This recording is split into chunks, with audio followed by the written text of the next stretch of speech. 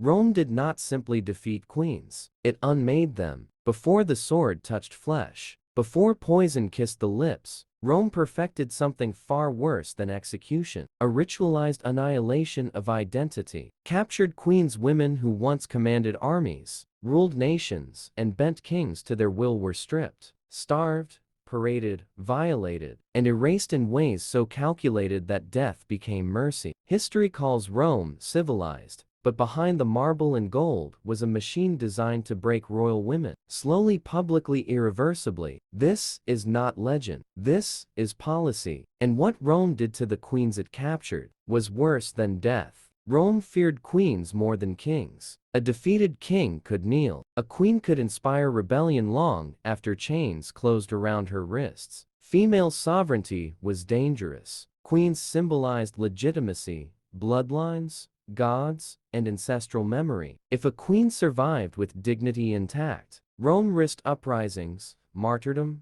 and myth. So Rome developed a doctrine unspoken but absolute. A queen must be destroyed in body, mind, and memory. Not killed quickly, not honored in defeat, but humiliated so completely that her very name would rot before it reached the future. When Roman legions captured a queen alive, the decision was immediate. Execution on the battlefield was forbidden. She was too valuable alive. Alive, she could be displayed. Alive, she could be broken. Alive, she could be used to terrify entire civilizations. Roman generals ordered queens bound carefully, no visible wounds, no mercy blows. Bruises healed, scars faded. What Rome wanted visible was submission. Her survival was not kindness. It was preparation. The journey to Rome could take months. Queens were marched through conquered territories, not hidden, but displayed. Villages were forced to watch. Survivors were made to kneel as their sovereign passed in chains. Food was rationed deliberately, sleep denied, strategically. Not enough to kill, enough to weaken. Rome understood psychology. A queen who arrived in Rome hollow-eyed and trembling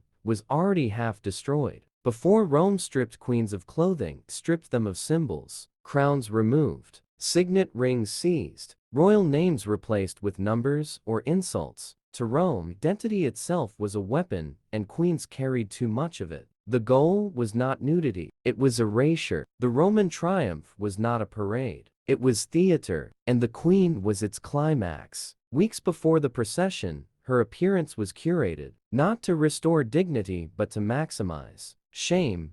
Cleaned, dressed, in mockery of her former splendor. Jewelry returned only to remind the crowd what she had lost. Rome did not hide conquered queens, it weaponized them. Rome awaited. Over 1 million citizens gathered not for victory, but for domination made flesh. Children were lifted onto shoulders. Vendors sold wine. The crowd did not come to see soldiers. They came to see the queen fall. She walked last, always last, behind gold, behind generals, behind spoils of war. So anticipation fermented, so humiliation fermented. When she appeared, Rome roared. Laughter, insults, spit. The queen was not allowed to cover her face. Rome wanted eye contact. This was not cruelty, this was doctrine. Roman writers bragged about it. Triumphs were meant to teach the world what happened to those who dared rule without Rome's permission. For queens, humiliation replaced execution. Because humiliation lingered, when the crowd dispersed, the queen did not return to light. She was taken below, to cells beneath the Capitoline Hill, to stone rooms where sound died. The triumph was only the beginning. What happened next was never meant to be remembered. If you want more shocking, uncensored history the empires tried to bury, subscribe now to Boring Histories. Because the darkest truths don't live in textbooks. They live here. Days passed, sometimes weeks. Queens were kept alive in uncertainty, not knowing whether death, exile, or something worse awaited. Rome understood anticipation as torture. Silence broke stronger than screams. Some queens were executed, others were enslaved, used, discarded. Rome's cruelty was flexible, tailored to political necessity, but none were spared degradation. Roman historians softened these stories. They called it justice. They called it civilization. They never called it what it was: And this was only the beginning. In the next chapter, we will descend deeper into sexual enslavement, ritual deaths, and the queens whose suffering Rome tried hardest to erase. Because Rome didn't just conquer lands, it annihilated women who dared rule them. Once the cheering ended, Rome sealed its doors. The crowds were gone. The songs faded. The queen was no longer useful as spectacle. Now, she would be processed. Rome's cruelty preferred shadows. Captured queens were no longer human under Roman law. They became res publica, property of the state. This legal fiction allowed anything that followed. Anything. No decree recorded what happened next, because Rome didn't want it remembered. But whispers survived. Queens were allocated quietly to generals, senators, or imperial households, not as wives, not as guests, as trophies. This was not desire, it was policy. To violate a queen was to violate her people symbolically, to rewrite lineage, to contaminate royal bloodlines. Rome understood the message. Your gods failed, your crown failed, your body belongs to us. Queens were forbidden to speak of it. Silence was survival. Those who resisted were punished, privately starved, beaten, or sent to worse fates beneath the city. Rome did not need screams. It needed compliance. Some queens were kept alive for years, not as rulers, not even as prisoners, as living reminders of defeat. They served Roman households quietly, dressed modestly, renamed, erased. History rarely recorded their end. Some bore children. Rome claimed them, rebranded them, raised them Roman. Bloodlines conquered twice. For queens, motherhood became another chain. When a queen outlived her usefulness, Rome ended her quietly. No crowds, no record, no mercy. Strangulation was common. So was poison. Beneath the Capitoline Hill lay the Tullianum prison, Rome's final answer to defiant royalty. No trial, no burial rites, just disappearance. Roman tradition demanded silence. Queens were strangled in the dark so their deaths could not inspire rebellion. Their bodies disposed of anonymously. Even in death, Rome controlled the narrative. Roman historians moved on. Victories were celebrated. Queens became footnotes or villains. Rome preferred dead queens, remembered as monsters. Queens threatened Rome differently than kings. They represented continuity, sacred authority, the future. To break a queen was to poison generations. Rome called itself civilized. But civilization does not require humiliation. It requires control. And Rome chose terror. Every queen destroyed sent a message beyond Rome's borders. Submit or be unmade. Empires listened. But some queens did not vanish quietly. Some haunted Rome itself. Cleopatra, Zenobia, Boudica. Their stories terrified Rome long after their deaths. And that is where we go next. If you want the darkest truths Rome tried to erase, stay with Boring Histories. Rome was built upward to impress, but its power lived underground, beneath temples and senate. Halls ran a second city stone, throats swallowing enemies whole. This was where queens were taken when Rome decided their story must end. No witnesses, no mercy, no return. The Tullianum prison was older than the Republic. A pit, not a building. A throat, not a room. Its purpose was not containment. It was obliteration. Queens entered, knowing they would not leave alive. Queens were lowered through the ceiling opening, not led, not guided. Dropped. The descent itself was a ritual, one final inversion of power. From throne to pit. No screams echoed here. The walls were too thick, the stone too old. Silence became punishment. Queens sat alone, listening to their own breath, waiting for footsteps that meant the end. Rome denied queens one final weapon, speech. There were no trials, no pleas, no audiences. Their deaths were administrative. Strangulation was preferred. Quiet, efficient, symbolic. Rome believed royal blood should not spill publicly, so breath was taken instead. Some queens were offered poison, not as mercy but convenience. Rome could then claim they chose their fate. History accepted the lie. Queens were denied burial rites. Their bodies were discarded, quietly burned anonymously, or dumped beyond sacred boundaries. Even death could not restore dignity. Rome feared graves. Graves inspired loyalty. Graves inspired rebellion. So queens were erased. No tombs, no markers, no prayers. Roman records were precise. They listed executions. They counted victories. But queens vanished between the lines. Absence became policy. Executioners were not brutes. They were professionals, trained to end royal lives without spectacle. Rome did not outsource its shame. A living queen was a symbol. A dead queen was closure. Rome believed fear ended resistance. Sometimes it did. Sometimes it created legends. Not all queens disappeared quietly. Some became ghosts. Rome could not silence. Their names survived whispers. Their stories burned through propaganda. Later historians hesitated. They sensed something wrong. But Rome's shadow was long, so they softened the truth. Empires fall, but stories endure. And some queens broken, humiliated, erased, survived Rome in memory alone. Next,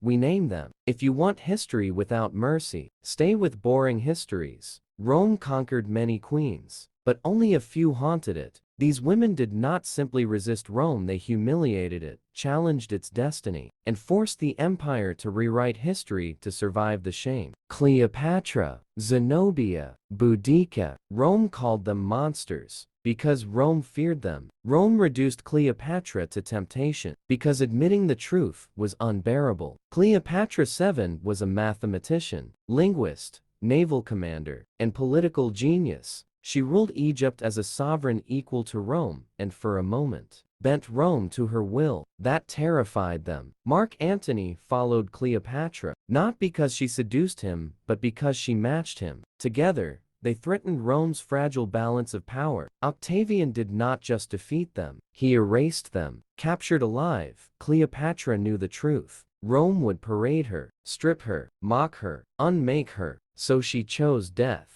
Not as surrender but as control. Rome called her decadent, dangerous, immoral, because admitting she outplayed them was worse than death. A century later, Rome faced another nightmare. Zenobia, queen of Palmyra, warrior, scholar, empress. She conquered half the Eastern Empire in Rome's name, then dared rule without it. Zenobia did what Rome said women could not. She commanded soldiers, issued laws, defeated Roman generals. Rome could not allow her story to spread. When Aurelian captured Zenobia, Rome expected tears. They got silence. She walked in chains but upright. That alone terrified them. Zenobia survived, not because Rome was merciful, but because killing her risked legend. Instead, they neutralized her quietly. History still argues her fate. That uncertainty is her victory. Rome made one fatal mistake. They humiliated Boudica. They flogged her publicly, violated her daughters. They believed terror would work. They were wrong. Boudica did not beg. She burned. She united tribes Rome thought divided forever. The rebellion drowned Roman cities in fire. For months, Rome panicked. Cities fell. Legions fled. All because one queen refused to break. Boudica chose death over capture because she knew what Rome did to queens. Poison spared her daughters Rome's cruelty. Rome slaughtered entire tribes in revenge. Not for rebellion, for humiliation.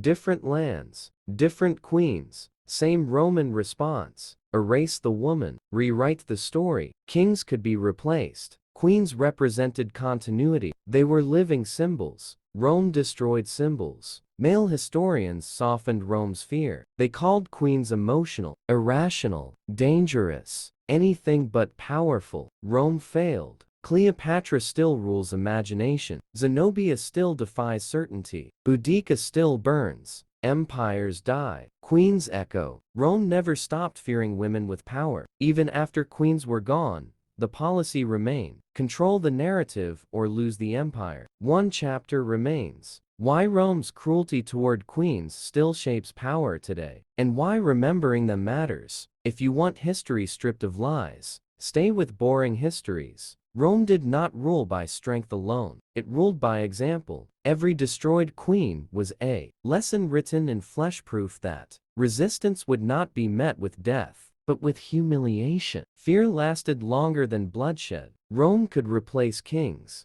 but queens were different. They were lineage, religion, memory. A living queen could resurrect a fallen nation with a whisper. So Rome targeted them first. Execution ends resistance. Humiliation poisons it. Rome understood psychology centuries before the word existed. Break the queen publicly, and you break the people privately. Rome's cruelty toward queens was not accidental. It was gendered. Power in a woman threatened Roman order itself. So Rome punished queens not just as enemies but as warnings. History was written by Roman men. Men who believed order required dominance. Men who mistook fear for stability. So the suffering of queens became footnotes. Rome destroyed bodies, not memory. Stories survived whispered, distorted, but alive. And memory is dangerous. Empires fell, but the method endured. Public humiliation, character assassination, control of narrative. Rome is not gone. It learned how to echo, because it still happens. Women in power are rarely defeated quietly. They are mocked,